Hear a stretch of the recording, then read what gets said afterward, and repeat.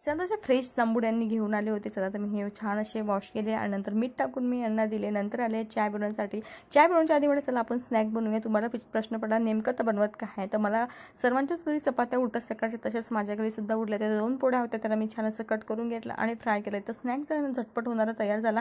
छोट्या मोठ्या तळ्यासाठी मी अशी छोटीवाली कढई नाही का याचा यूज करतो, कधी कधी त्याचा उपयोगी व्हायला हवा.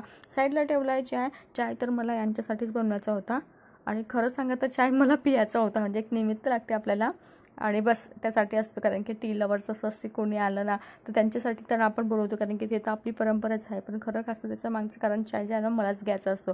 चला तर संध्याकाळच्या इव्हनिंगला जेवणासाठी होती अंड्याची भुर्जी, राईस, चपाती असं सिंपलचं जेवण होतं. नंतर पण जेवण झालं मी किचन कितीही वेळ झाला तर किचन आवडते, कारण की किचनमध्ये कसं होते कॉक्रोच किडे वगैरे होऊ नये आणि क्लीन राहावं आणि सकाळी उठल्याची जी आपली मॉर्निंग आहे ती खूप छान अशी हॅपी जावं. त्याच्यामुळे कितीही वेळ झाला तर सायंकाळचे कामं मी सायंकाळीच करते. तर बाय बाय.